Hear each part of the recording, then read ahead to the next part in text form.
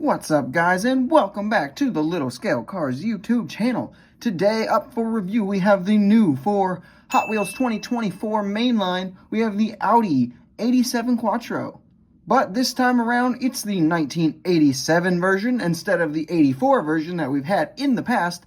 So that one was pretty good. Let's see if this one is also pretty good. So as always, let's go ahead and get started with our casting. Just taking a quick look at our proportions, we'll see that we are pretty good. I have seen some people complain about the proportions. I think they were complaining about something back here. I really don't see it though, so if you know what they were talking about, or if you yourself have any kind of gripe with the proportions, let me know, because I'm not an expert enough in this car to really tell you that that doesn't look right, because it does look right to me. We'll go ahead and pop the real life car up in the top right hand corner so that you can compare a little bit there. And again, I think the proportions are mostly good. Now our casting itself here. What you see in red is almost all going to be metal. So we do have a very nice shape to it. All of the body lines on there, nice and good as you'd like to see. Little gas cap back here. All your kind of lights traced out where they would go there. Spoiler looking good. Door handles are casted in. We do get the mirrors on this casting, which is always a huge plus. From the top looking down, we do get these kind of little vents poking through the hood. This is a piece of the interior, I'm pretty sure. So that's pretty cool. On the back here, the exhaust is the piece of the base. So that is actually the only piece of the base that pokes through to the main kind of body seams though. So that looks really nice. And overall, that's all there really is to talk about casting-wise. It is just very quality. Moving into our paint and deco, we have a very nice, simple red color, which I think is the absolute perfect choice for a first edition release for this particular car. I'm sure we'll see it in more colors down the road. I think black and maybe like a green have been confirmed so far, with a super treasure hunt, maybe being the green one. I'm not 100% sure, don't really remember that well. Regardless though, looking good. We do have a little Hot Wheels logo back here to mention as well as part of the deco.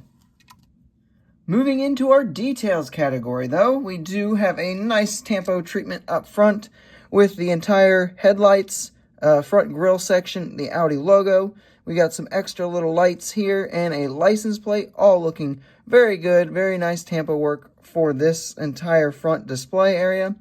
Moving down the sides, you get the Audi logo. Now, this is actually pretty interesting because it slowly fades away.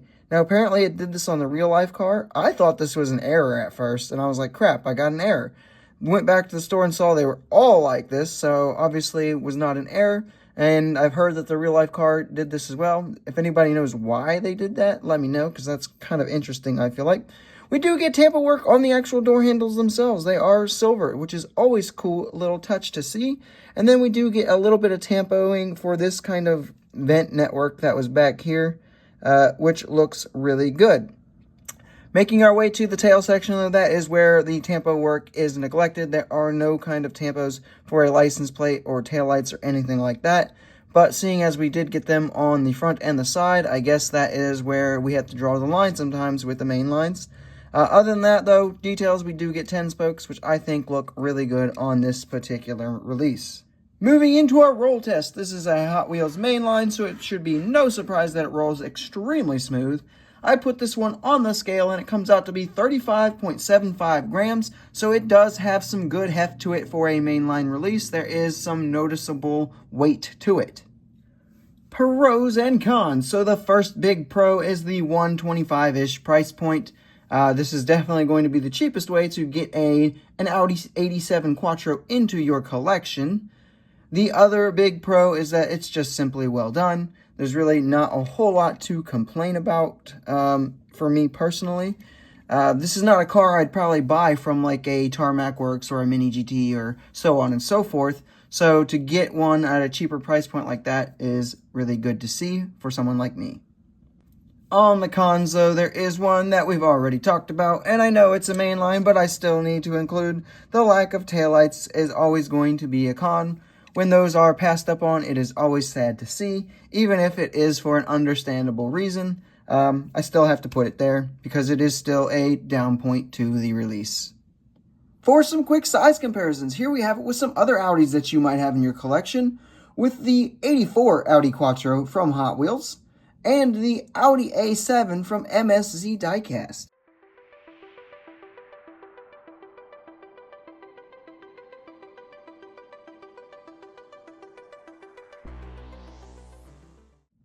And here it is with some rally-inspired models, with the Matchbox Datsun 510 Rally car, and the Lancia Stratus Rally from Mini GT.